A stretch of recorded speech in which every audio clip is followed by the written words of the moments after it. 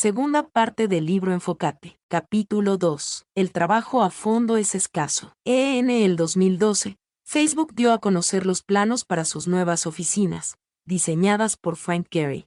En el centro de este nuevo edificio se encuentran, como afirmó el director ejecutivo de la compañía, Mark Zuckerberg, las oficinas de espacio abierto más grandes del mundo. Más de 3.000 empleados trabajarán en un mobiliario distribuido en una extensión de más de 4 hectáreas. Por supuesto que Facebook no es la primera de las grandes compañías de Silicon Valley en adoptar el concepto de oficina abierta. Cuando Jack Dorsey, a quien mencionamos al final del capítulo anterior, compró el edificio donde funcionaba antiguamente el San Francisco Chronicle para instalar allí Square, decidió configurar el espacio de tal manera que los desarrolladores trabajaran en zonas comunes dispuestas en largos escritorios compartidos. Invitamos a la gente a trabajar en espacios abiertos porque creemos en el poder de los encuentros fortuitos. Creemos en la importancia de que los empleados se enseñen mutuamente cosas nuevas, explica Dorsey. Otra de las grandes tendencias que observamos últimamente en los negocios es el auge de la mensajería instantánea. Un artículo del Times declara que esta tecnología ya no es del dominio exclusivo de adolescentes chateadores, sino que contribuye a que las compañías tengan un aumento de la productividad y una mejora en el tiempo de respuesta a los clientes. Un gerente de producto senior de IBM se jacta. Enviamos 2,5 millones de mensajes al día dentro de IBM. Uno de los actores más recientes en el mundo de la mensajería instantánea corporativa es Hall, una empresa nueva de Silicon Valley que ayuda a los empleados a ir más allá del simple chat y hacer trabajo colaborativo en tiempo real. Un desarrollador radicado en San Francisco me describe el funcionamiento de una empresa donde se usa Hall. Según me explica, los empleados más eficientes configuran su editor de texto de tal manera que aparezca una señal en la pantalla cada vez que se publica una pregunta o comentario en el hall de la empresa. Luego, mediante una serie de comandos, con las teclas pueden pasar a Hall, escribir sus opiniones y luego volver a su labor de escribir código de programación, prácticamente sin haberse detenido. Mi amigo parecía impresionado al describir la rapidez de la operación. Una tercera tendencia es la presión de los productores de todo tipo de contenidos para que sus empleados hagan presencia en las redes sociales. The New York Times, un bastión de los valores de los medios de comunicación de la vieja guardia, ahora fomenta en sus empleados el uso del Twitter, tendencia que siguen más de 800 empleados del periódico, entre escritores, editores y fotógrafos. Y no se trata del comportamiento de unos pocos. Por el contrario, se está convirtiendo en la norma. Cuando el novelista Jonathan Franzen escribió un artículo en The Guardian, donde calificaba el Twitter como un desarrollo coercitivo en el mundo literario, fue objeto de ridiculizaciones y se lo acusó de no estar conectado con la gente. La revista en línea Slat afirmó que las quejas de Franzen eran una guerra solitaria en Internet, y la novelista Jennifer Weiner escribió una respuesta en The New Republic, donde decía: Franzen pertenece a un grupo de una sola persona. Es una voz solitaria que emite dictos ex cátedra que solo se aplican a él mismo. El hashtag sarcástico _Jonathan Francenates no tardó en ponerse de moda. Menciono estas tres tendencias de los negocios porque encierran una paradoja. En el capítulo anterior sostuve que trabajar a fondo es más valioso que nunca en esta economía que se halla en pleno proceso de transformación. Sin embargo, si eso es verdad, uno esperaría que esta destreza fuera promovida no solamente por individuos ambiciosos sino también por las corporaciones interesadas en sacar el mayor provecho posible de sus empleados. Como se ve con toda claridad en los ejemplos anteriores, lo contrario está ocurriendo. Se está dando mayor prioridad a otros conceptos diferentes del trabajar a fondo, entre los que se cuentan, como ya lo vimos, los encuentros fortuitos, la comunicación rápida y la presencia activa en las redes sociales. Ya es bastante desalentador que se dé prioridad a otras tendencias y no a trabajar a fondo, pero, para empeorar las cosas, lo que hacen en realidad muchas de estas tendencias es disminuir nuestra capacidad de profundidad. Por ejemplo, puede que las oficinas abiertas generen oportunidades para el trabajo colaborativo, pero lo hacen a costa de una colosal distracción. Para citar los resultados de los experimentos adelantados en un especial de la televisión británica titulado The Secret Life of Office Buildings. Si usted está empezando a trabajar en algo y suena un teléfono cerca, su concentración se altera, afirma el neurocientífico que llevó a cabo los experimentos en el programa. Aunque usted no tenga conciencia de eso en el momento, lo cierto es que el cerebro responde a las distracciones. Algo similar ocurre con el auge de los mensajes en tiempo real. La bandeja de entrada del correo electrónico, en teoría, solo puede distraerlo cuando usted decide abrirla, mientras que los sistemas de mensajes instantáneos están diseñados para mantenerse siempre activos, con lo cual se magnifica el impacto de la interrupción. Gloria Mark, profesora de informática en la Universidad de California, en Irvine, es experta en la ciencia de la fragmentación de la atención. En un reconocido estudio, Mark y los colegas que participaron en la elaboración del artículo afirman, tras observar a un grupo de trabajadores del conocimiento en diversas oficinas reales, que las interrupciones, por cortas que sean, aumentan la cantidad de tiempo requerido para terminar la tarea, en una proporción bastante significativa. Mark resume el tema con un sobreentendido típicamente académico. Los sujetos reportan que esta situación es muy perjudicial. Obligar a los productores de contenido a usar las redes sociales también tiene efectos negativos sobre la capacidad para trabajar a fondo. Los periodistas serios, por ejemplo, necesitan concentrarse en su labor, ahondar en fuentes complejas, encontrar hilos conductores, tejer una prosa elocuente y, por eso, pedirles que interrumpan este pensamiento profundo a todo lo largo del día, para que participen en los frívolos aires y venires de esta práctica, resulta irrelevante, y un poco degradante, en el mejor de los casos, y arrolladoramente distracte, en el peor. George Packer, respetado escritor de plantilla de The New Yorker, plasma con maestría este temor en un ensayo donde relata por qué no tuitea. Twitter es el crack de los adictos a los medios. Me da miedo, no porque yo sea moralmente superior a este, sino porque creo que no puedo manejarlo. Creo que podría llegar a ser de esos que dejan morir de hambre a su hijo. Como dato revelador, por la misma época en que Packer escribió ese ensayo, se hallaba ocupado también escribiendo su libro The Unwinding, que salió poco después y se ganó el National Book Award.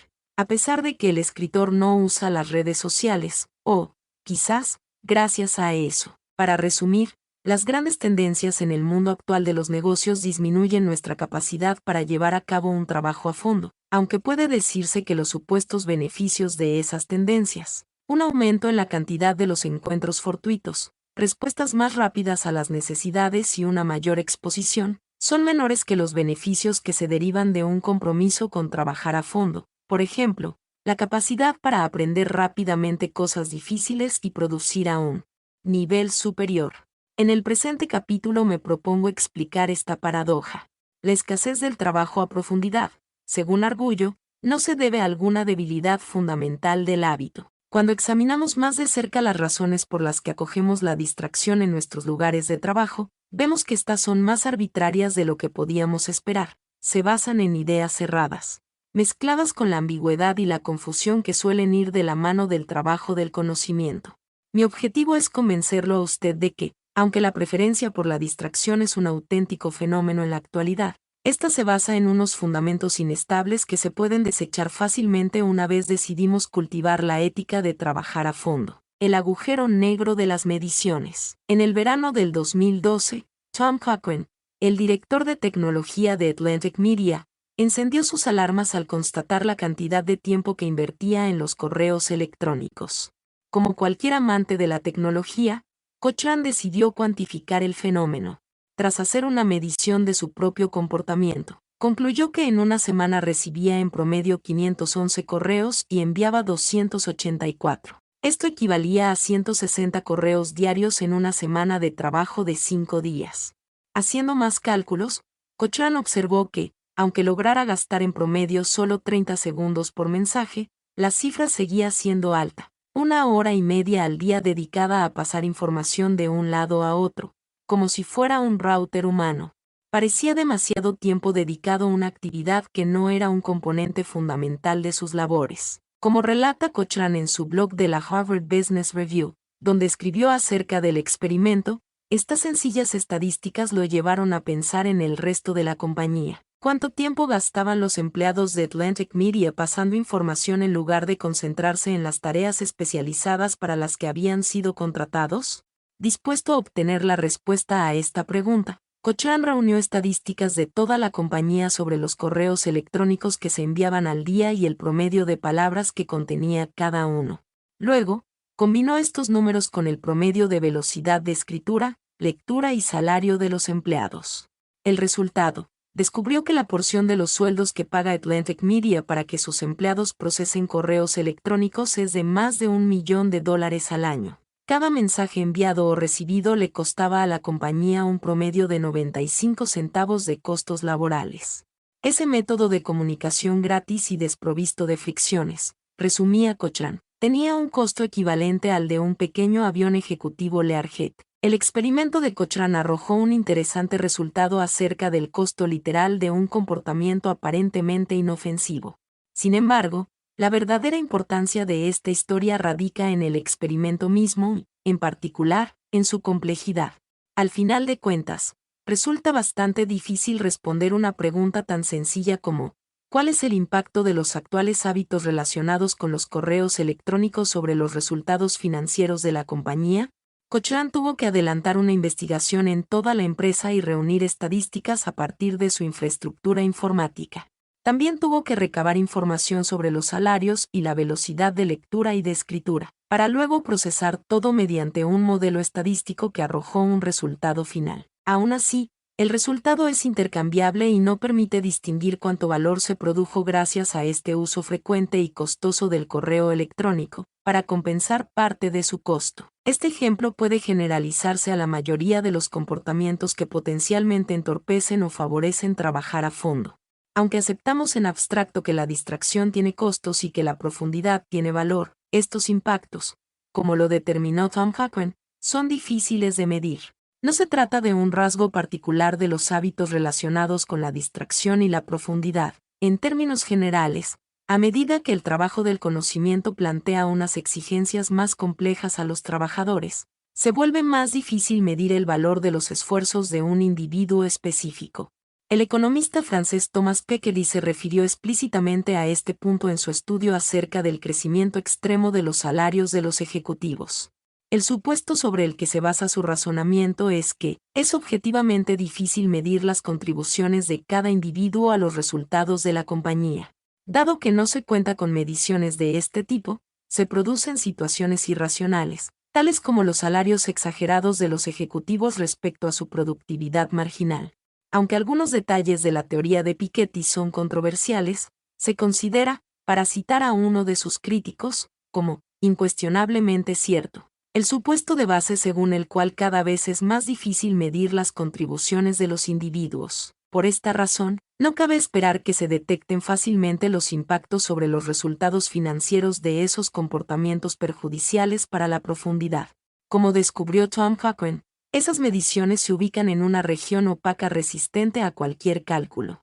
Es una región que yo llamo el agujero negro de las mediciones. Obviamente, el hecho de que sea difícil llevar a cabo mediciones sobre el trabajo a fondo no implica automáticamente que los negocios no vayan a adoptar ese tipo de trabajo. Disponemos de muchos ejemplos de acciones cuyo impacto sobre los resultados financieros es difícil de medir pero que, aún así, prosperan en nuestra cultura empresarial. Aquí podemos mencionar, por ejemplo, las 3 tendencias que señalamos en el inicio de este capítulo, o los salarios exagerados de los ejecutivos que llaman la atención de Thomas Piketty.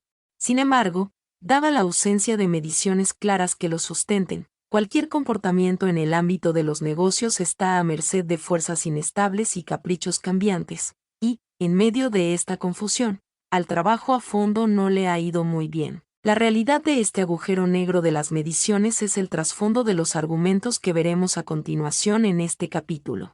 En las próximas secciones describo diversas actitudes mentales y sesgos que han alejado a las empresas del trabajo a fondo y las han llevado hacia alternativas más distractoras. Ninguno de esos comportamientos sobreviviría mucho tiempo si hubiera claridad respecto a la manera como estos impactan negativamente los resultados financieros. Pero el agujero negro de las mediciones impide que haya claridad y propicia ese cambio hacia la distracción que cada vez vemos más en el mundo profesional. El principio de la menor resistencia. A la hora de hablar de comportamientos distractores en lugar de trabajo, hay que decir que un lugar dominante lo ocupa la cultura de la conectividad, en la cual se espera que las personas lean y respondan rápidamente los correos electrónicos, y medios de comunicación similares. En su investigación sobre este tema, la profesora Leslie Perlow, de la Escuela de Negocios de Harvard, descubrió que los profesionales que fueron objeto de sus observaciones pasan entre 20 y 25 horas a la semana por fuera de la oficina, revisando el correo electrónico, pues creen que es importante responder los mensajes, internos o externos, en un plazo no superior a una hora después de su llegada. Quizás usted afirme, como lo hacen muchos, que este comportamiento es necesario en muchos negocios en los que el ritmo es acelerado. Sin embargo, aquí viene lo interesante. Perlow puso a prueba esta aseveración. Para ello, convenció a los ejecutivos del Boston Consulting Group, una firma de consultoría donde la presión es grande e impera la cultura de la conectividad, de que le dejaran observar los hábitos de trabajo de uno de sus equipos. La investigadora quería poner a prueba una pregunta sencilla. ¿Es realmente útil para su trabajo mantenerse conectado de manera permanente? Para eso, adoptó una medida extrema. Les pidió a los miembros del equipo que se desconectaran del todo durante un día a la semana, que se abstuvieran de toda conectividad dentro o fuera de la compañía. En un comienzo, el equipo se mostró reacio al experimento, relata Perlow en relación con una de las pruebas. El socio que estaba a cargo del proyecto, quien se había mostrado entusiasta con la idea, se puso nervioso al pensar en tener que decirles a sus clientes que los miembros de su equipo estarían desconectados un día a la semana. Los consultores estaban igualmente nerviosos y les preocupaba poner en peligro su carrera. Sin embargo, el equipo no perdió a sus clientes, ni sus miembros perdieron su trabajo. Por el contrario, los consultores disfrutaron más de él, desarrollaron una mejor comunicación entre ellos y encontraron ocasiones para el aprendizaje, como era previsible, dada la conexión entre la profundidad y el desarrollo de las destrezas que mencionábamos en el capítulo anterior. Quizá lo más importante de todo es que lograron ofrecerles a los clientes un mejor producto. A partir de esta constatación podemos lanzar una pregunta. ¿Por qué tantas compañías hacen lo mismo que el Boston Consulting Group? Es decir, promueven una cultura de la conectividad, aunque es probable que esta, como descubrió la profesora Perlow en su estudio, sea perjudicial para el bienestar de sus empleados y para la productividad, además de que tal vez no contribuya a mejorar los resultados financieros. Creo que la respuesta puede encontrarse en la siguiente realidad laboral: el principio de la menor resistencia. En un entorno empresarial, donde no hay una clara retroalimentación respecto al impacto que diversos comportamientos tienen sobre los resultados financieros, siempre tendemos a tener aquellos que resultan más fáciles en el momento. Para volver a nuestra pregunta de por qué persisten las culturas de la conectividad, la respuesta, según el principio que acabamos de enunciar, es que así es más fácil. Dos razones explican la veracidad de esta aseveración. La primera tiene que ver con la satisfacción de sus necesidades. Si usted trabaja en un entorno laboral donde puede obtener una respuesta a una pregunta o puede obtener determinada información en el momento mismo en el que surge la necesidad, su vida se hace más fácil, por lo menos en ese instante. Si usted no pudiera contar con un tiempo de respuesta tan breve, tendría que planificar su trabajo de otra manera, ser más organizado y prepararse para poner de lado ciertas actividades y dedicar su atención a otro asunto, mientras le llega la respuesta que busca. Todo esto haría más difícil su vida laboral cotidiana, aunque produzca más satisfacción y un mejor resultado en el largo plazo. El auge de la mensajería instantánea a nivel profesional, tal como lo mencionábamos en este capítulo, es una muestra de esta mentalidad llevada al extremo. Si su día laboral se hace más fácil al recibir, en un plazo de una hora, una respuesta por correo electrónico, entonces recibir una respuesta en cuestión de minutos a través de la mensajería instantánea aumenta la ganancia en una magnitud considerable. La segunda razón por la que una cultura de la conectividad le facilita la vida es porque crea un entorno donde se vuelve aceptable vivir todo el día en función de la bandeja de entrada de su correo. Usted responde con celeridad el último mensaje, mientras que los que están detrás se van acumulando, al mismo tiempo que se siente complacido por su productividad. Más adelante volveremos a este punto. Si usted tuviera que pasar las actividades relacionadas con el correo electrónico a la periferia de su día laboral, tendría que redefinir sus prioridades para determinar en qué debe trabajar y por cuánto tiempo. Este tipo de planificación es difícil. Pensemos, por ejemplo, en la metodología de gestión de actividades que propone David Elian en su libro Getting Things Done. un reconocido sistema que contribuye a manejar de manera inteligente las diversas e igualmente importantes obligaciones laborales. Este sistema propone un diagrama de flujo de 15 elementos para tomar una decisión sobre lo que debemos hacer enseguida.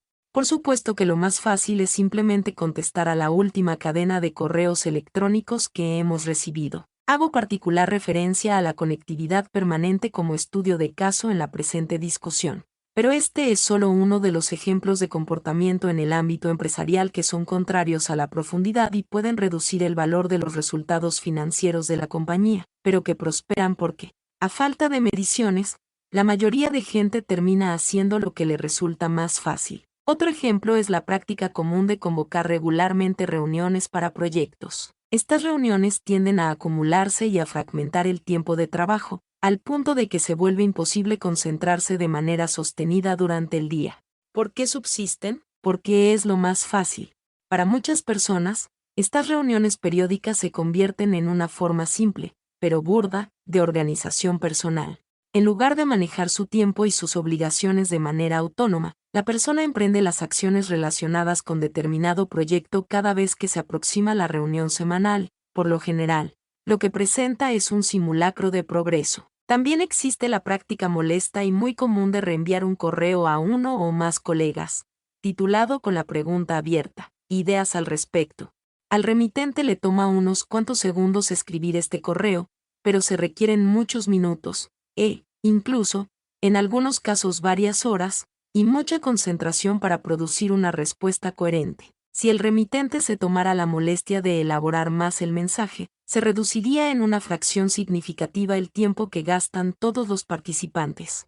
¿Por qué, entonces, son tan comunes esos correos electrónicos que consumen tiempo y que se podrían evitar tan fácilmente? Desde la perspectiva del remitente, son más fáciles. Es una manera de evacuar un asunto de su bandeja de entrada, por lo menos temporalmente, con una mínima inversión de tiempo. El principio de la menor resistencia, que no es sometido a un análisis detallado por causa del agujero negro de las mediciones, estimula las culturas laborales que nos evitan la incomodidad a corto plazo de la concentración y la planificación, a expensas de una satisfacción a largo plazo y de la producción real de valor. Así, este principio nos lleva hacia un trabajo superficial, en una economía que, paradójicamente, cada vez premia más la profundidad. No se trata, sin embargo, de la única tendencia que saca partido del agujero negro de las mediciones para reducir la profundidad. También debemos tomar en consideración la exigencia siempre presente y siempre irritante de la productividad, tema que analizaremos a continuación. El estado de ocupación como sustituto de la productividad. Existen muchas dificultades relacionadas con ser profesor en una universidad orientada a la investigación. Sin embargo, una de las ventajas de esa profesión es la claridad.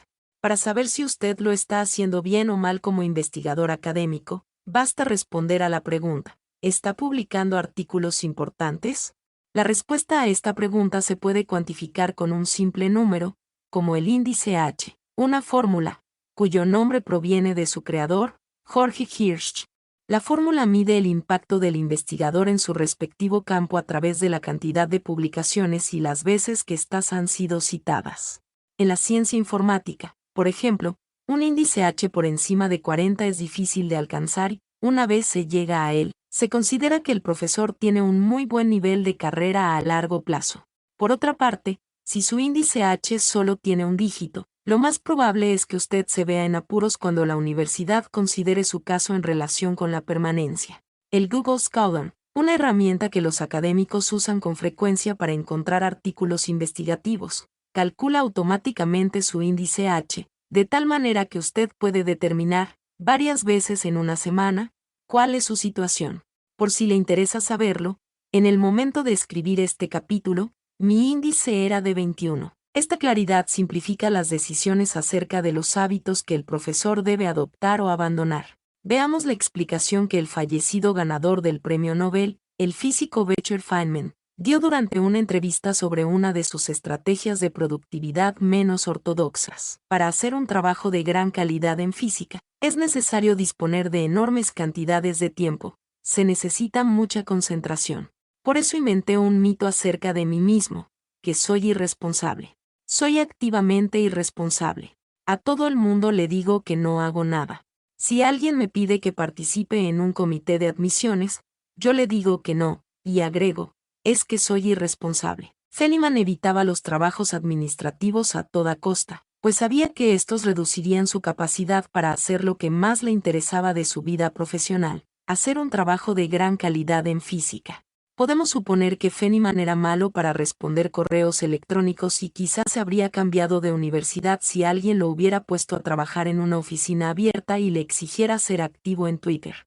Tener claridad sobre lo importante equivale a tener claridad sobre lo que no es importante. Menciono el ejemplo de los profesores porque pertenecen a un sector un poco fuera de lo común dentro de los trabajadores del conocimiento. En efecto, en términos generales, en otras áreas no hay la misma transparencia que en la academia respecto a los niveles de excelencia del desempeño de los trabajadores del conocimiento. Acerca de esta falta de claridad, el crítico social Matthew Crawford dice, los gerentes viven en un paisaje psíquico desconcertante, sometidos a la ansiedad por causa de los vagos imperativos ante los cuales deben responder. Aunque Crawford se refería específicamente a los padecimientos del gerente medio en el ámbito del trabajo del conocimiento, el paisaje psíquico desconcertante que menciona se aplica a muchos cargos en este sector. Como relata en su libro del 2009, Subclasses Soulcraft, que es una oda a los oficios tradicionales. Crawford se retiró de su trabajo como director de un think tank en Washington, D.C. y abrió un taller de reparación de motocicletas, precisamente para huir de ese desconcierto. La sensación de recibir una máquina dañada, manipularla de diversas formas y finalmente gozar de la evidencia tangible del éxito, pues la motocicleta sale del taller en perfecto estado de funcionamiento. Le proporciona un sentido concreto del logro. En la época en que se pasaba los días girando en torno a informes y estrategias de comunicación, difícilmente podía obtener un sentido del logro similar. Una realidad parecida crea problemas para muchos trabajadores del conocimiento. Quieren demostrar que son miembros productivos de un equipo y que ganan en la medida en que trabajan, pero no tienen una claridad suficiente respecto a la meta. No cuentan con un parámetro como el índice H o un número determinado de motocicletas reparadas que sirvan como evidencia de su valor.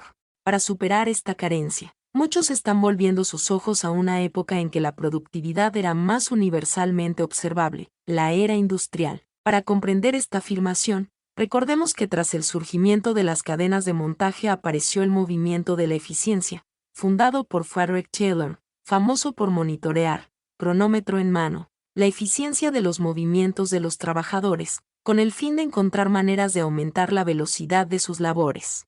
En la era Taylor, no había ambigüedades respecto a la productividad, se reducía a la cantidad de artilugios producidos por unidad de tiempo. Al parecer, en el paisaje empresarial de hoy en día, muchos trabajadores del conocimiento, despojados de otras ideas, están volviendo a esta antigua definición de la productividad en su esfuerzo por afianzar su valor en el paisaje desconcertante de su vida profesional. David Allen, por ejemplo, usa la expresión específica, maniobrar artilugios, para describir un flujo de trabajo productivo. Los trabajadores del conocimiento, según mis observaciones, tienden a estar en un estado de ocupación cada vez más visible porque carecen de una mejor forma de demostrar su valor. Podemos darle un nombre a esta tendencia: el estado de ocupación como sustituto de la productividad. A falta de indicadores claros respecto a lo que significa ser productivo y valioso en un empleo, muchos trabajadores del conocimiento acuden a un indicador industrial de la productividad: hacer muchas cosas, de una manera visible. Esta mentalidad es otra explicación para la popularidad de muchos comportamientos que destruyen la profundidad.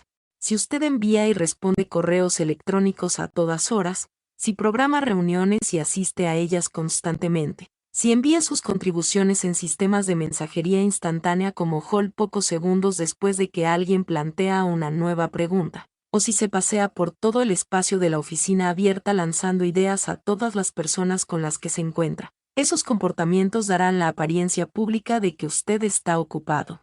Si usted usa ese estado de ocupación como sustituto de la productividad, esos comportamientos le parecerán cruciales para convencerse a sí mismo y a los demás de que está haciendo bien su trabajo. Esta mentalidad no es necesariamente irracional. Para algunas personas, este comportamiento es realmente crucial para su trabajo. En el 2013, Por ejemplo, la nueva directora ejecutiva de Yahoo, Marissa Mayer, les prohibió a los empleados trabajar desde la casa. Tomó esta decisión tras revisar los registros del servidor de la red privada que usan los empleados de Yahoo para conectarse desde un lugar remoto a los servidores de la compañía. Mayer estaba molesta porque los empleados que trabajaban desde la casa no se conectaban un número suficiente de veces a lo largo del día. En cierto sentido, estaba castigando a sus empleados por no pasar más tiempo revisando su correo electrónico, una de las razones principales por las que los usuarios se conectan a los servidores. Si no están visiblemente ocupados, señaló, asumo que no son productivos. Visto de manera objetiva, sin embargo, este concepto es anacrónico. El trabajo del conocimiento no es una cadena de montaje, y extraer valor a partir de la información es una actividad que, muchas veces, es entorpecida por el estado de ocupación en lugar de ser favorecida por el mismo. Recordemos el caso de Adam Grant, el académico del capítulo anterior, que se convirtió en el catedrático titular más joven de Wharton, gracias a su estrategia de apartarse del mundo exterior para concentrarse en la escritura. Este comportamiento es lo opuesto de estar públicamente ocupado. Si Grant trabajara en Yahoo, con seguridad Marissa Mayer lo habría despedido. Sin embargo, esta estrategia para la profundidad produjo una inmensa cantidad de valor. Por supuesto que podríamos eliminar esta tendencia anacrónica relacionada con el estado de ocupación si pudiéramos demostrar su impacto negativo en los resultados financieros. Pero el agujero negro de las mediciones entra en escena e imposibilita esa claridad. Esta poderosa mezcla de ambigüedad laboral y ausencia de mediciones sobre la eficacia de diferentes comportamientos favorece la propagación, en el desconcertante paisaje psíquico de nuestro trabajo cotidiano, de comportamientos que podrían parecer ridículos si se les mira objetivamente. No obstante, como veremos a continuación, incluso las personas que tienen una noción clara de lo que significa triunfar en su área específica de trabajo del conocimiento pueden estar alejadas de la profundidad. Lo único que se necesita es una ideología lo suficientemente seductora para convencer a la persona de desestimar el sentido común. El culto a Internet. Veamos el caso de Alisa Rubin, corresponsal jefe de The New York Times en París. Anteriormente se desempeñaba como jefe de corresponsales en Kabul, Afganistán, donde trabajaba como reportera desde el frente, en la reconstrucción de la posguerra. Por la época en que me encontraba redactando este capítulo, Rubin estaba publicando una serie de artículos contundentes sobre la complicidad del gobierno francés en el genocidio de Ruanda. En otras palabras, Rubin es una periodista seria, muy buena en su oficio. Adicionalmente, quizás obedeciendo a las presiones de sus empleadores, también trina por Twitter. En el perfil de Twitter de Rubin se ve una permanente y en cierto sentido inconexa cadena de mensajes, uno cada 2 o 4 días. Como si Rubin recibiera de los responsables del departamento de redes sociales del Times una nota en que le recuerdan alimentar su cuenta de Twitter para complacer a sus seguidores. Con escasas excepciones, los trinos de Rubin simplemente mencionan algún artículo que ha leído últimamente y que le ha gustado. Rubin es una reportera, no una personalidad de los medios. El valor que ella le aporta a su periódico es su capacidad para cultivar fuentes importantes, para desmenuzar los hechos y para escribir artículos que calen en el lector. Periodistas como Alisa Rubin son los que hacen que el Times tenga la reputación que tiene, y esta es la base del éxito comercial del periódico en una época de cliqueo, adictivo y omnipresente. Siendo así, ¿por qué obligan a Alisa Rubin a interrumpir a ratos su trabajo necesariamente profundo? Con el fin de generar un contenido superficial para un servicio ofrecido por una compañía de medios que no tiene nada que ver con la suya y cuya sede principal está en Silicon Valley? Quizá la pregunta más importante sea, ¿por qué este comportamiento le parece normal a la mayoría de la gente? Si logramos responder estos interrogantes, podremos comprender mejor la última tendencia que quiero examinar en relación con la pregunta de por qué trabajar a fondo se ha vuelto tan paradójicamente escaso. Podemos encontrar el fundamento a una respuesta a esta pregunta en una advertencia hecha por el fallecido teórico de la comunicación y profesor de la Universidad de Nueva York Neil Postman. A comienzos de los años 90, cuando comenzaba a tomar vuelo la revolución de los computadores personales, Postman sostenía que nuestra sociedad sostenía una inquietante relación con la tecnología. Según él, Ya no reflexionábamos sobre el equilibrio entre riesgos y ganancias ni entre nuevas eficiencias y nuevos problemas en torno a las nuevas tecnologías. En lugar de eso, comenzamos a suponer que todo lo relacionado con la alta tecnología estaba bien. Punto final. A esta cultura le dio Postman el nombre de Tecnópolis, y no tuvo pelos en la lengua para ponernos en guardia respecto a ella. Tecnópolis elimina las alternativas para otra cosa que no sea ella misma, a través de la estrategia que Aldous Huxley señala en Un Mundo Feliz, afirma en su libro de 1993 sobre este tema. No las vuelve ilegales. No las vuelve inmorales. Ni siquiera las vuelve impopulares. Pero sí las hace invisibles y, por lo tanto, irrelevantes. Postman murió en el 2003, pero lo más probable es que, de estar vivo hoy en día, expresaría su asombro al ver la velocidad con que sus temores de los años 90 se cristalizaron, en una avalancha provocada por el ascenso repentino e imprevisible de Internet. Por fortuna, Postman tiene un heredero intelectual que mantiene vigente esta discusión en la era de Internet, el crítico social Evgeny Morozov.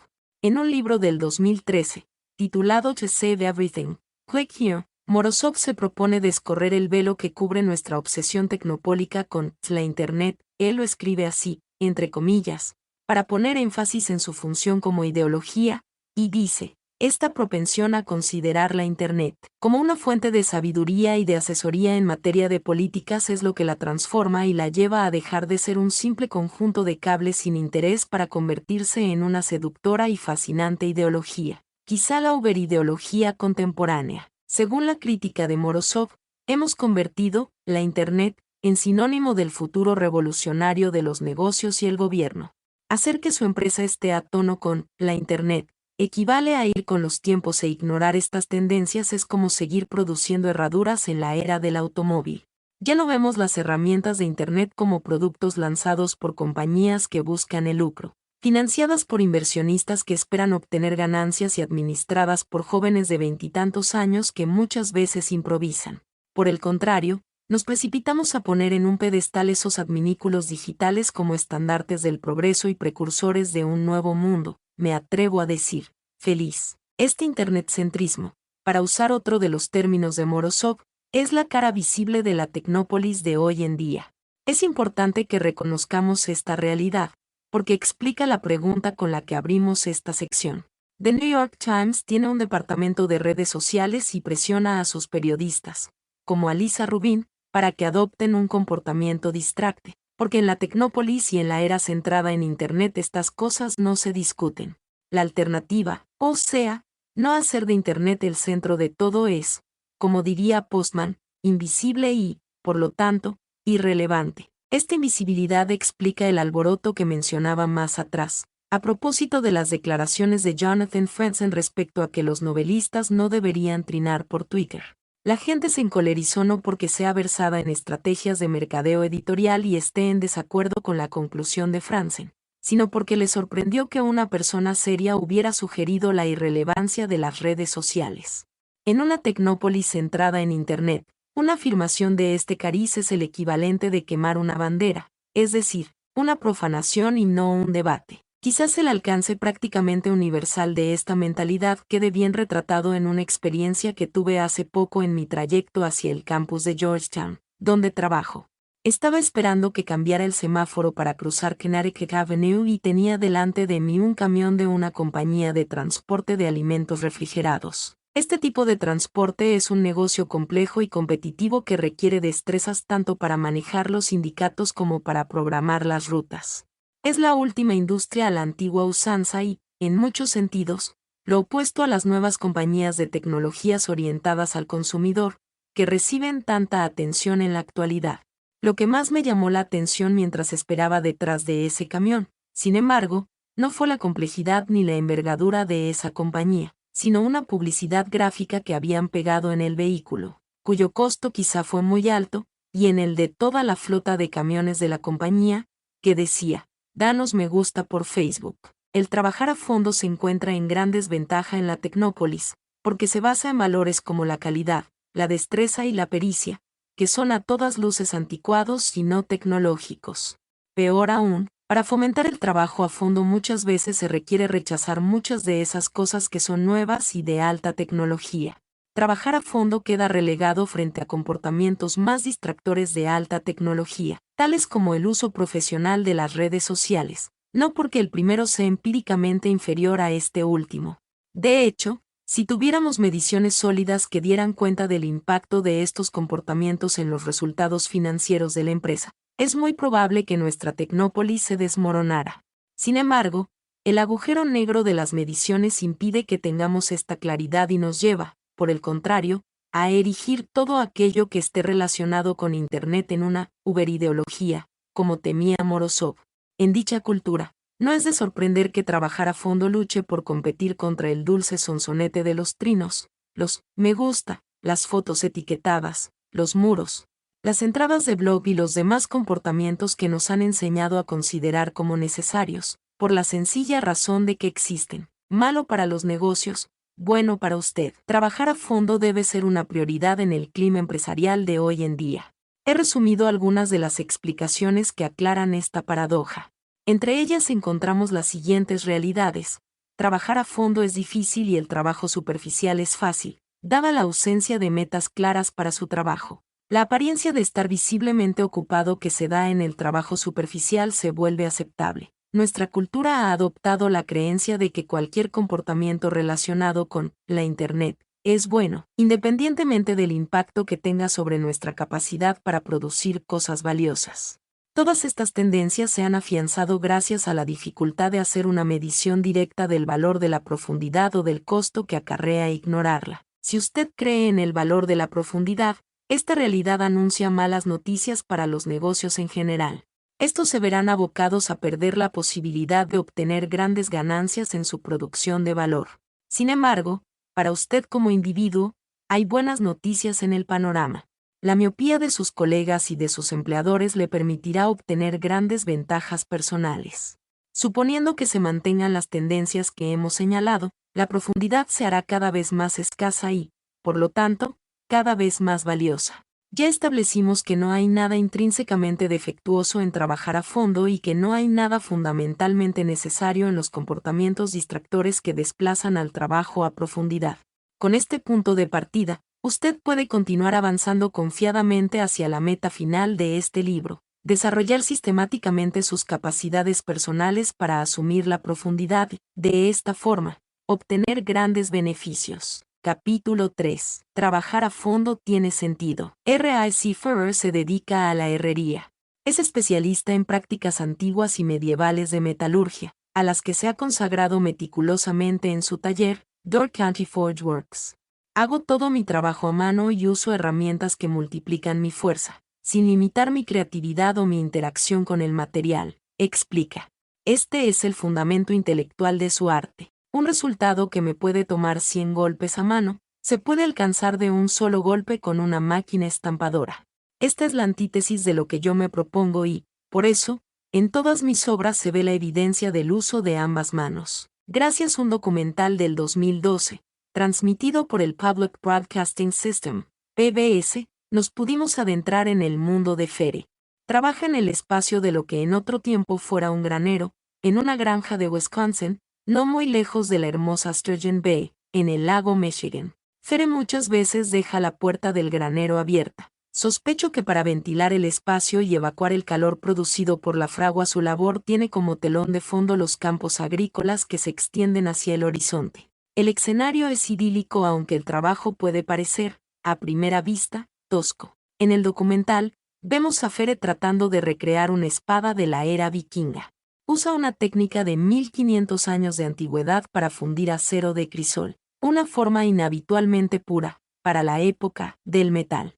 El resultado es un lingote no mucho mayor en volumen que 3 o 4 teléfonos celulares apilados. Este denso lingote se convierte después en la hoja de una espada larga y afilada. Esta parte, el impacto inicial, es terrible, dice Ferre mirando a la cámara, al tiempo que pone a calentar metódicamente el lingote, lo golpea con un martillo, le da la vuelta, lo golpea y lo vuelve a poner en las llamas para comenzar una vez más. El narrador del documental explica que se necesitan 8 horas de martilleo para terminar de darle la forma deseada al metal. observando a Fere trabajar, le cambia a uno la perspectiva sobre el sentido de su trabajo. Es claro que no está golpeando el metal con la monotonía del minero que ataca con una pica las paredes de una mina de carbón. Cada golpe es fuerte y, sin embargo, minuciosamente controlado. Fere mira de cerca el metal, con sus delicadas gafas de intelectual, que parecen fuera de lugar en esa fisonomía de barba tupida y hombros anchos, y le da la vuelta, un poco nada más, en cada impacto. Hay que ser muy suave para no quebrarlo, explica. Después de algunos martillazos más, añade, hay que darle con suavidad. Lentamente empieza a ceder y uno empieza a disfrutarlo. En un momento dado, a mitad de camino en el proceso de la forja, cuando Fere ha terminado de darle al metal la forma deseada con el martillo, comienza a rotar cuidadosamente el metal en una canal estrecha llena de carbón vegetal ardiendo. Mira la espada y dice, ya está lista. La levanta, roja por el calor, la sostiene a cierta distancia de su cuerpo y se acerca con paso rápido a un tubo lleno de aceite. Allí hunde la hoja de metal para enfriarla. Al cabo de un momento, aliviado al ver que la hoja no se quebró en pedazos, cosa que suele ocurrir en esta etapa, Fere la saca del aceite. El calor residual del metal enciende el combustible y envuelve la espada en llamas. Fere levanta la espada ardiente sobre su cabeza, con un solo y fuerte brazo, la mira un instante y apaga el fuego. Durante esta breve pausa, las llamas iluminan su cara, en la que se lee una complacencia palpable. Hacerlo bien es la cosa más complicada que sé hacer, explica Fere. Y ese es el reto que me mueve. No necesito las espadas, pero tengo que hacerlas. Rick Furrow es un maestro artesano cuyo trabajo le exige pasar la mayor parte del día en un estado de profundidad. La menor distracción puede arruinar varias horas de esfuerzo. También es una persona que encuentra mucho sentido en su profesión. Esta conexión entre trabajar a fondo y una buena vida es conocida y ampliamente aceptada en el ámbito del trabajo artesanal. Las satisfacciones que se obtienen cuando nos manifestamos concretamente en el mundo a través de la habilidad manual son conocidas por su capacidad para serenar y aquietar al hombre, explica Matthew Crawford. Y le creo. Sin embargo, cuando dirigimos nuestra atención hacia el trabajo del conocimiento, esa conexión se vuelve turbia. La claridad tiene allí mucho que ver. Los artesanos como Fere asumen retos profesionales que son sencillos de definir, pero difíciles de ejecutar. Este es un desequilibrio útil cuando estamos buscando una actividad que nos proporcione un sentido de la finalidad. En el trabajo del conocimiento esta claridad se convierte en ambigüedad. Puede ser difícil definir exactamente qué hace un trabajador del conocimiento en concreto y cómo difiere de cualquier otro. En nuestros peores días, da la sensación de que todo el conocimiento se resume en la misma y agotadora serie de correos electrónicos y presentaciones en PowerPoint, donde la única diferencia entre la carrera de un profesional y otro es el contenido de las diapositivas. Fere también identifica esta insipidez al escribir. El mundo de las superautopistas de la información me ha dejado más bien frío y desencantado. Otro asunto que enturbia la conexión entre la profundidad y el sentido en el trabajo del conocimiento es la cacofonía de voces que buscan convencer a los trabajadores del conocimiento de pasar más tiempo en actividades superficiales. Tal como explicamos en el capítulo anterior, vivimos en una era en la que cualquier cosa que se relacione con Internet se considera, automáticamente, innovadora y necesaria. Se aplauden los comportamientos que destruyen la profundidad, tales como las respuestas inmediatas a los correos electrónicos y la presencia activa en las redes sociales, mientras que el hecho de evitar esas tendencias genera sospecha.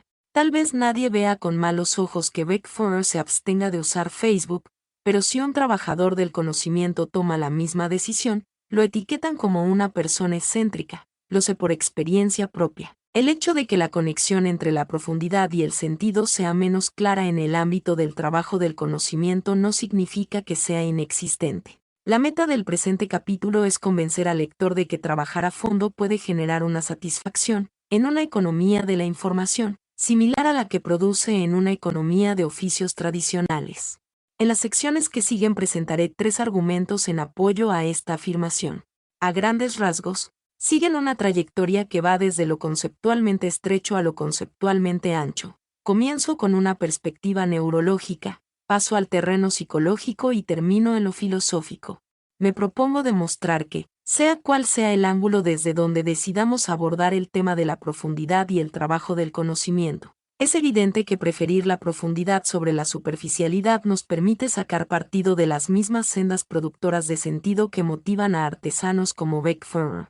La tesis de este último capítulo de la primera parte es que una vida profunda no solo es económicamente lucrativa, sino que es una vida bien vivida. Un argumento neurológico a favor de la profundidad. Winifred Gallagher, escritora de libros sobre ciencia, descubrió accidentalmente la conexión entre la atención y la felicidad a causa de un acontecimiento aterrador e inesperado, un diagnóstico de cáncer.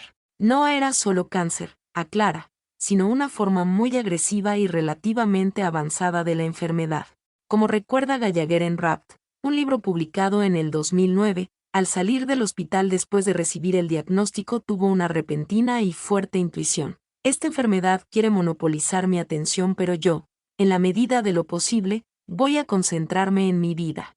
El tratamiento para el cáncer fue duro y agotador, pero una parte del cerebro de Gallagher sabía, gracias a su entrenamiento como escritora de no ficción, que su hábito de concentrar en lo bueno de la vida, películas, caminatas y martini a las 6:30, era muy eficaz. Su vida durante este periodo habría podido convertirse en un cenagal de temor y desesperanza, pero resultó ser agradable en muchos momentos. Picada por la curiosidad, Gallagher se propuso entender mejor el papel que desempeña la atención, es decir, en que decidimos concentrarnos y que decidimos pasar por alto a la hora de determinar nuestra calidad de vida. Tras 5 años de escribir textos de divulgación científica, estaba convencida de ser testigo de una gran teoría unificada sobre la mente, como dedos que apuntan hacia la luna. Otras disciplinas diversas, desde la antropología hasta la educación, la economía conductual y la orientación familiar, sugieren igualmente que el manejo diestro de la atención es la condición sine qua non de una buena vida y la clave para mejorar prácticamente cualquier aspecto de nuestra experiencia. Este concepto da un vuelco a la manera como la mayoría de la gente piensa acerca de su experiencia subjetiva de la vida. Tendemos a poner demasiado énfasis en nuestras circunstancias, pues asumimos que aquello que nos ocurre, o deja de ocurrirnos, determina cómo nos sentimos. Desde esta perspectiva, los detalles pequeños sobre la manera como pasamos el día no son tan importantes, porque lo que importa son los resultados a gran escala, como obtener un ascenso o ir a vivir un apartamento mejor. Según Gallagher, varias décadas de investigaciones contradicen esa visión. Lo que ocurre es que el cerebro construye nuestra forma de ver el mundo sobre la base de las cosas a las que les prestamos atención. Si usted dirige toda su atención a un diagnóstico de cáncer, usted y su vida se vuelven infelices y sombríos, pero si, por el contrario, dirige su atención a un martini vespertino, usted y su vida se vuelven más agradables, aunque las circunstancias en ambos casos son las mismas. Así lo resume Gallagher: quién es usted, qué piensa, siente y hace, y que le gusta son producto de la sumatoria de aquello en lo que usted se concentra. En Rapt, Gallagher analiza la investigación donde se expone esta manera de comprender la mente. Cita, por ejemplo, a Barbara Fredrickson, psicóloga de la Universidad de Carolina del Norte, cuya investigación se especializa en la valoración cognitiva de las emociones. Después de un acontecimiento negativo en la vida, según muestra la investigación de Fredrickson, aquello sobre lo cual usted decide fijar su atención influye de manera importante en su actitud a partir de ese momento. Estas opciones sencillas funcionan como un botón de reiniciación para sus emociones. La autora da el ejemplo de una pareja que discute sobre la repartición inequitativa de las labores del hogar. En lugar de seguir centrando su atención en el egoísmo y la flojera de su pareja, usted puede fijarse en el hecho de que al menos se ha puesto sobre la mesa un asunto álgido, lo cual es un primer paso hacia la solución del problema y hacia el mejoramiento de su estado de ánimo. Esta parece una exhortación simplona a que miremos las cosas por el lado amable, pero Fredrickson descubrió que un uso hábil de estos puntales emocionales puede generar resultados más positivos luego de un evento negativo. Los científicos pueden observar este efecto en acción a nivel neurológico.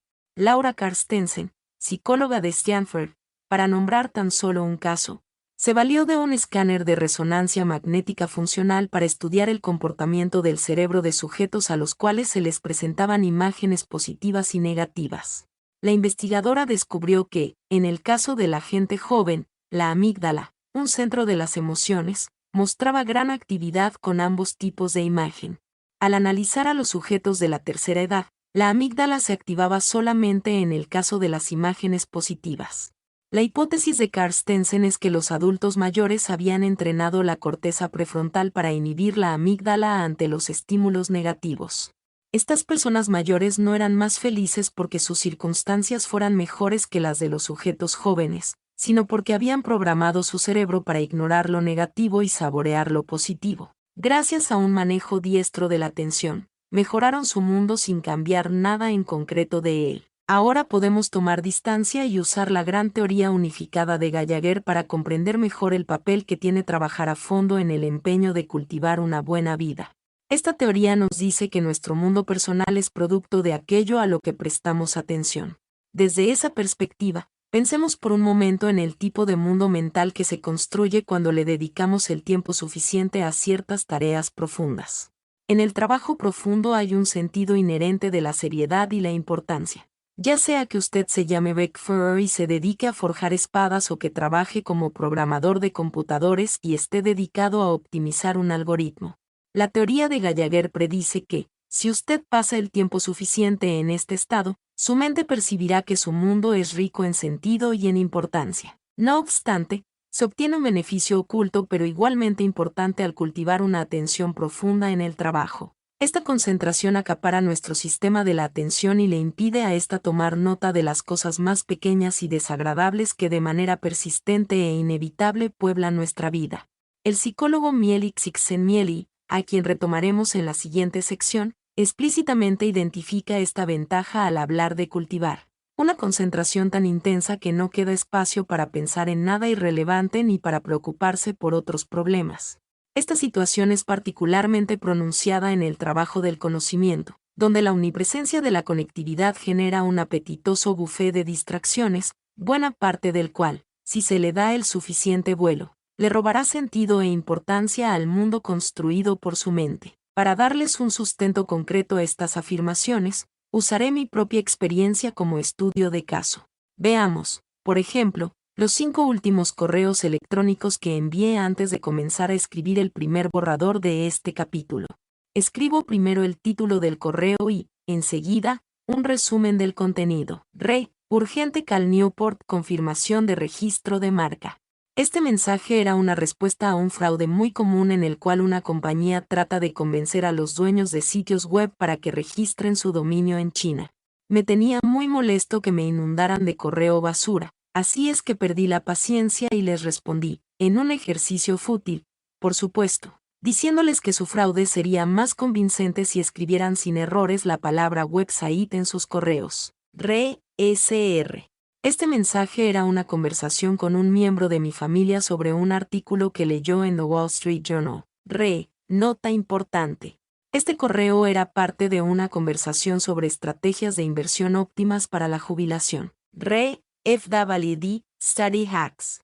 Este correo, que lleva el título de mi blog, era parte de una conversación en la que yo buscaba coordinar una cita con una persona que iba a estar de paso en mi ciudad. Una tarea complicada teniendo en cuenta el horario fragmentado del visitante.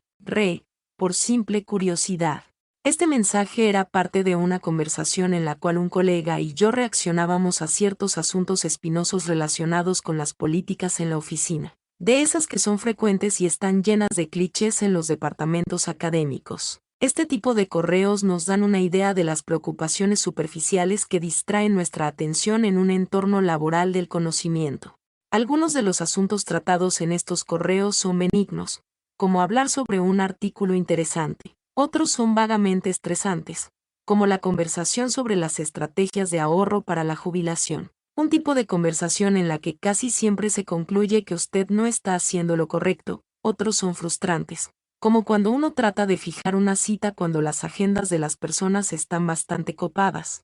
Y otros son directamente negativos, como las respuestas airadas a los estafadores o las conversaciones donde prima la preocupación por causa de las políticas de la oficina. Muchos trabajadores del conocimiento pasan buena parte del día laboral interactuando con otros en torno a estos asuntos superficiales. Aunque se necesite que estos trabajadores hagan tareas más profundas, el hábito de consultar con frecuencia la bandeja de entrada del correo hace que estos asuntos ocupen una parte principal de su atención.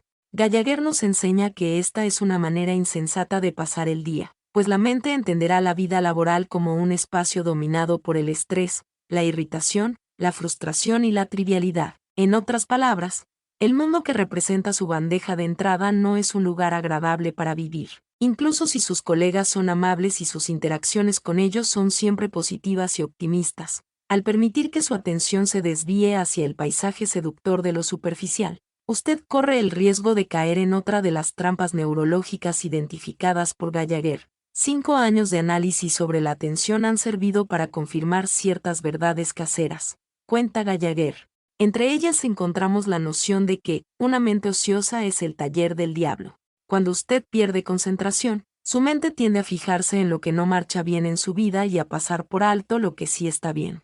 Desde una perspectiva neurológica, un día de trabajo que pasamos en función de lo superficial muy probablemente será un día agotador y perturbador, incluso si la mayoría de cosas superficiales que ocupan su atención parecen inofensivas o divertidas. Las implicaciones de estos descubrimientos son claras.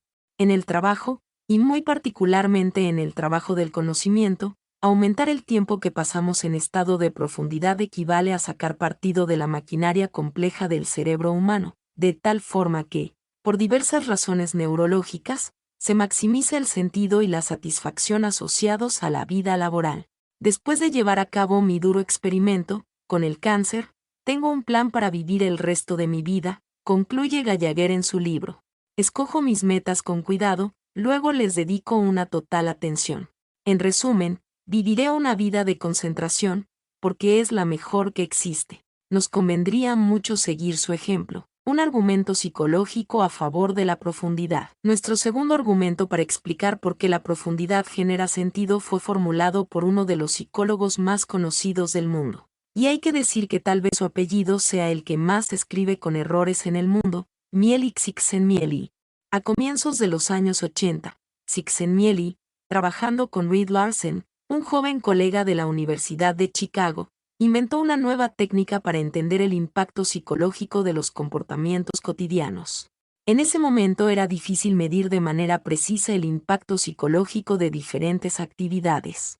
Si se llevara a una persona a un laboratorio y se le pidiera que evoque cómo se sentía en un momento dado, muchas horas atrás, lo más probable es que no lo recuerde. Si, por el contrario, se le da un diario y se le pide registrar cómo se siente a todo lo largo del día, lo más probable es que no pueda llenarlo con diligencia. Sería demasiado trabajo. La idea de Csikszentmihalyi y de Larsen consistía en sacar partido de una nueva tecnología, para la época, de tal manera que pudieran hacerle la pregunta al sujeto en el momento preciso en que era relevante. A cada sujeto del experimento le dieron un beeper. Estos aparatos sonaban en intervalos escogidos al azar. En la actualidad, las aplicaciones de los teléfonos inteligentes cumplen una función similar. Cuando el beeper sonaba, los sujetos registraban lo que estaban haciendo en ese momento preciso y cómo se sentían. En algunos casos, se les daba un diario para que registraran esta información, mientras que en otros casos se les daba un número de teléfono al que debían llamar para que un encuestador les hiciera unas preguntas. El beeper sonaba ocasionalmente, pero era difícil ignorarlo, razón por la cual era muy probable que los sujetos hicieran todo el experimento. Como los sujetos registraban la respuesta sobre una actividad en el momento mismo en que la estaban desarrollando, las respuestas eran más precisas. Csikszentmihalyi y Larsen le dieron a este sistema el nombre de Método de Muestreo de Experiencias, MME. Gracias a él, se obtiene una perspectiva nunca antes vista sobre la manera como nos sentimos en un momento concreto de nuestra vida cotidiana. Entre muchos aportes, el trabajo de Csikszentmihalyi con el MME contribuyó a validar una teoría que venía desarrollando desde un decenio atrás. Por lo general, los mejores momentos ocurren cuando el cuerpo o la mente de una persona va al punto máximo de sus límites, en un esfuerzo voluntario por lograr algo difícil y que valga la pena. Csikszentmihalyi le da a dicho estado mental el nombre de estado de flujo. Este psicólogo popularizó el término con la publicación, en 1990, del libro referenciado, Flow, en español Fluir. Al mismo tiempo, este descubrimiento rebatió la sabiduría convencional. La mayoría de la gente suponía, y todavía hoy ocurre así, que la relajación es el camino a la felicidad. Queremos trabajar menos y pasar más tiempo en una hamaca. Sin embargo, Los resultados de los experimentos de Csikszentmihalyi con el MME demuestran que la gente se equivoca. Irónicamente, es más fácil disfrutar el trabajo que el tiempo libre, porque, como ocurre en las actividades donde hay estado de flujo, el trabajo implica metas, reglas y retos. Todo ello contribuye a que uno se involucre en el trabajo, se concentre en él y se deje llevar. El tiempo libre, en cambio, es desestructurado y se requiere un mayor esfuerzo para darle una forma que nos produzca satisfacción. Al hacer mediciones empíricas, constatamos que las personas están más felices en el trabajo y menos felices cuando están relajadas.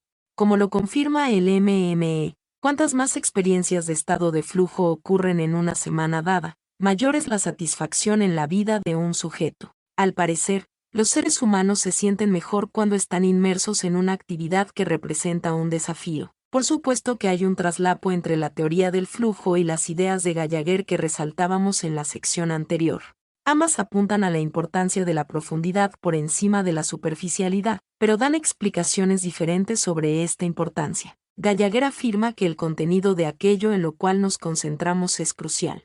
Si prestamos una atención profunda a cosas importantes y, por ende, ignoramos cosas negativas superficiales, tendremos una experiencia más positiva e importante de nuestra vida laboral. La teoría del flujo de Csikszentmihalyi, por el contrario, no se pronuncia respecto al contenido de nuestra atención. Aunque este psicólogo quizás estaría de acuerdo con la investigación citada por Gallagher, su teoría indica que la sensación de hacer algo de manera profunda es gratificante en sí misma. A nuestra mente le gusta el reto, independientemente del tema. La conexión entre trabajar a fondo y el estado de flujo es clara. El trabajo profundo es una actividad apropiada para generar un estado de flujo. Las frases que usa Csikszentmihalyi para explicar la generación del estado de flujo incluyen nociones tales como estirar los límites de la mente, concentrarse y perderse en una actividad, todas las cuales se encuentran en trabajar a fondo. Como hemos visto, el estado de flujo genera felicidad. La combinación de estas dos ideas constituye un poderoso argumento psicológico a favor del trabajo profundo. Varias décadas de investigaciones derivadas de los experimentos originales de Csikszentmihalyi relacionados con el MME confirman que el acto de hacer trabajo profundo ordena la conciencia de una manera que hace que la vida valga la pena. Csikszentmihalyi incluso afirma que las compañías modernas deben dar cabida a esta realidad, y sugiere que se deben rediseñar los trabajos de tal forma que se acerquen lo más posible a las actividades donde se genera estado de flujo. No obstante, siendo consciente de que un rediseño de este tipo sería difícil y perturbador, Csikszentmihalyi explica que es incluso más importante que el individuo aprenda a buscar oportunidades para fluir. En último término, esta es la lección más destacada de nuestra breve incursión en el mundo de la psicología experimental. Crear nuestra propia vida laboral en torno a la experiencia del estado de flujo producida por trabajar a fondo es el camino para obtener una satisfacción profunda. Un argumento filosófico a favor de la profundidad. Nuestro argumento final a favor de la conexión entre la profundidad y el sentido exige que nos distanciemos de los mundos concretos de la neurociencia y la psicología, y adoptemos una perspectiva filosófica. Para llevar a cabo esta reflexión, acudiré a dos académicos que conocen bien este tema. Hubert Dreyfus, quien fue profesor de filosofía en Berkeley durante más de 40 años, y Sean Lawrence Kelly, quien se desempeñaba como director del Departamento de Filosofía de Harvard en el momento en que yo escribí este libro. En el 2011, Dreyfus y Kelly publicaron un libro titulado Authentic Shining, que explora la forma como las nociones de la sacralidad y el sentido han evolucionado a lo largo de la historia de la cultura humana. Los autores se proponen reconstruir esta historia porque les preocupa el punto al que hemos llegado en la época actual. El mundo era, en sus diversas formas, un mundo de cosas sagradas y brillantes, explican Dreyfus y Kelly al principio del libro. Ahora, las cosas brillantes parecen lejanas. ¿Qué ocurrió entre ese momento y nuestros días? La respuesta corta es, según los autores, Descartes.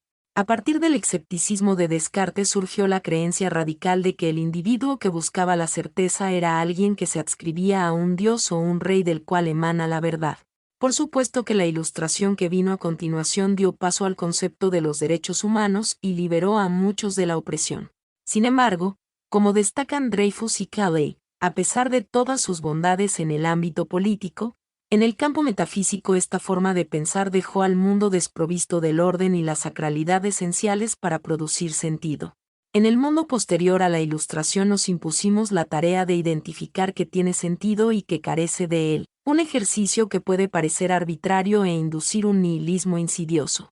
La aclamación metafísica del individuo autónomo que propició la Ilustración no solo conduce a una vida aburrida, manifiestan con preocupación Dreyfus y Cayley, lleva de manera prácticamente inevitable a una vida casi invivible. A primera vista, este problema puede parecer alejado la búsqueda relacionada con la satisfacción que se deriva de la profundidad, pero cuando miramos la solución de Dreyfus y Cayley, descubrimos nuevas perspectivas sobre las fuentes de sentido en las actividades profesionales. Esta conexión parece menos sorprendente cuando sabemos que la respuesta de ambos al nihilismo moderno se basa en el mismo asunto con el que abrimos este capítulo, la habilidad del artesano. Según sostienen Dreyfus y Cayley en la conclusión de su libro, el arte de los oficios tradicionales es la clave para reabrir un sentido de la sacralidad de una manera responsable. Para ilustrar esta afirmación, utilizan como ejemplo el relato de un artesano fabricante de ruedas de carruaje. Como cada pedazo de madera es diferente, tiene su propia personalidad, escriben después de un pasaje donde detallan el arte de la fabricación de estas ruedas. El carretero tiene una relación íntima con la madera con la que trabaja. Debe cultivar y cuidar sus virtudes sutiles. El artesano, al apreciar las virtudes sutiles del medio con el que trabaja, tiene en sus manos un elemento crucial en el mundo posterior a la Ilustración, una fuente de sentido que se sitúa por fuera del individuo. El carretero no decide arbitrariamente cuáles virtudes de la madera con la que trabaja son valiosas y cuáles no. Este valor es inherente a la madera y a la labor que ésta debe llevar a cabo. Como explican Dreyfus y Cayley, dicha sacralidad suele estar presente en la habilidad del artesano. El trabajo de éste, concluyen, no es generar un sentido, sino cultivar la capacidad para discernir los sentidos que ya están allí. Esto libera al artesano del nihilismo propio del individualismo autónomo, a través de un mundo de sentido donde hay orden. Al mismo tiempo, este sentido parece más sensato que las fuentes citadas en épocas pasadas. En efecto, según dan a entender los autores, el fabricante de ruedas de carruaje no puede usar la calidad inherente de un pedazo de pino para justificar una monarquía despótica. Regresando al asunto de la satisfacción profesional, la interpretación que hacen Dreyfus y Cayley del arte de los oficios tradicionales como un camino para encontrar sentido permite comprender por qué el trabajo de personas como Beckford nos llama la atención a tantas personas. Como podrían perfectamente afirmar estos filósofos, la cara de satisfacción de Fere en su trabajo, al extraer arte de un metal tosco, expresa el aprecio por una realidad escurridiza y valiosa en la modernidad, un vistazo de lo sagrado. Una vez que la hemos comprendido, podemos conectar esta sacralidad inherente a las artes de los oficios tradicionales con el universo del trabajo del conocimiento. Para ello, debemos hacer primero dos observaciones. La primera quizá parezca obvia, pero vale la pena insistir en ella. No hay nada intrínseco acerca de los oficios manuales tradicionales en lo que respecta a la creación de esa fuente particular de sentido. Cualquier ocupación, ya sea física o cognitiva, que requiera altos niveles de destreza puede también generar un sentido de la sacralidad. Para elaborar este punto, pasemos de los ejemplos anticuados de los carreteros o los herreros al ejemplo moderno de la programación de computadores. Analicemos la siguiente cita del genio de la escritura de código, Santiago González, donde le describe su trabajo a un entrevistador. Un código hermoso es corto y conciso. Si uno le mostrara ese código a otro programador, él diría, ¿qué código tan bien escrito? Es como escribir un poema. González habla sobre la programación de computadores en términos similares a los que usan los artesanos de la madera para referirse a su oficio, en los pasajes citados por Dreyfus y Cayley, en el libro The Pragmatic Programmer, que goza de muy buena reputación en el ámbito de la programación de computadores, vemos esta conexión entre la escritura de código y el arte de los oficios tradicionales. En el prefacio se cita el credo del picapedrero medieval: nosotros, cuyo oficio es cortar simples piedras, debemos tener siempre en mente las catedrales. El libro afirma que los programadores de computadores deben ver su trabajo de la misma manera. Dentro de la estructura general de un proyecto, siempre hay espacio para la individualidad y la destreza. Dentro de 100 años, Nuestra ingeniería parecerá tan arcaica como las técnicas de construcción de las catedrales medievales a la luz de la ingeniería civil contemporánea, pero nuestra destreza seguirá siendo tan admirable. En otras palabras, no es necesario que usted se dedique a labores que requieran esfuerzos similares a los del herrero en su taller para generar el sentido que mencionan Dreyfus y Cayley. Encontramos un potencial similar de destreza en la mayoría de los trabajos cualificados de la economía de la información. Ya sea que usted se desempeñe como escritor, especialista en mercadeo, consultor o abogado, su trabajo es un arte. Si usted pule sus habilidades y las aplica con respeto y cuidado, podrá, como el carretero diestro, generar sentido en los esfuerzos cotidianos de su vida profesional. En este punto, algunas personas podrían arguir que su tipo específico de trabajo del conocimiento no se puede convertir en una fuente de sentido porque es demasiado insustancial. Sin embargo, esta es una forma errada de pensar, que nuestra visión del arte de los oficios tradicionales puede contribuir a corregir. En nuestra cultura actual le damos mucha importancia al contenido específico del trabajo. Nuestra obsesión con la consigna, haz lo que más te apasione, que es el tema de mi libro anterior, es motivada por la idea, errada, de que lo más importante para la satisfacción profesional son los elementos específicos del trabajo que uno escoja. Según esta perspectiva, habría algunos trabajos excelsos, que podrían ser fuente de satisfacción, tal vez trabajar para una organización sin ánimo de lucro o fundar una compañía de software, mientras que los demás serían sosos y carecerían de encanto. La filosofía de Dreyfus y Cayley nos libera de esas trampas. Los artesanos que ellos citan no tienen trabajos excelsos. A lo largo de buena parte de la historia de la humanidad, los oficios de herrero y de carretero no fueron glamurosos. Sin embargo, eso no importa, pues los aspectos específicos del trabajo son irrelevantes. El sentido que se encuentra a través de esos esfuerzos se debe a la habilidad y la apreciación inherentes al arte de los oficios tradicionales y no a los resultados del trabajo. La segunda observación clave sobre este argumento es que cultivar las destrezas constituye necesariamente una tarea profunda y, por lo tanto, requiere un sólido compromiso con trabajar a fondo. Recordemos que en el primer capítulo afirmé que trabajar a fondo es necesario para afinar las destrezas y para aplicarlas posteriormente a un nivel superior. Por lo tanto, trabajar a fondo es esencial para obtener una fuente de sentido, de la manera descrita por Dreyfus y Cayley. De allí se desprende que asumir el trabajo profundo en nuestra profesión y orientarlo hacia el cultivo de las destrezas es un esfuerzo que puede transformar un trabajo en el área del conocimiento, de tal manera que deje de ser una obligación agotadora y llena de distracciones y se convierta en algo satisfactorio, la puerta de entrada a un mundo lleno de cosas luminosas y extraordinarias. Homo sapiens profundis. Los dos primeros capítulos de la primera parte eran pragmáticos. En ellos afirmábamos que trabajar a fondo es cada vez más valioso en nuestra economía, pero que, al mismo tiempo, es cada vez más escaso, por razones más bien arbitrarias. Esto representa una clásica incongruencia del mercado. Si usted cultiva esta destreza, prosperará profesionalmente. En contraste, este capítulo final tiene poco que agregar a la discusión práctica sobre el progreso laboral. Sin embargo, es absolutamente necesario para que estas primeras ideas adquieran fuerza. En las páginas que siguen describo un programa riguroso para transformar su vida profesional de tal forma que se centre en la profundidad.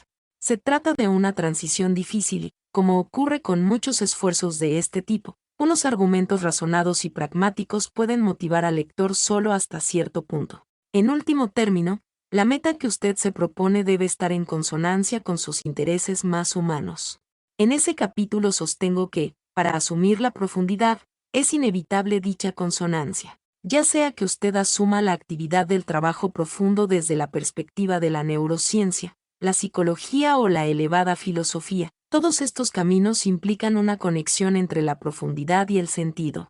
Es como si nuestra especie hubiera evolucionado hacia un punto en el que prospera en la profundidad y se estanca en la superficialidad, y se hubiera convertido en algo que podríamos llamar Homo sapiens profundis. Anteriormente cité a Winifred Gallagher, la nueva discípula de la profundidad, y ahora la cito de nuevo: viviré una vida de concentración, porque es la mejor que existe. Creo que esta es la manera más apropiada de resumir el argumento de este capítulo en la primera parte. Una vida profunda es una buena vida, como quiera que se la mire.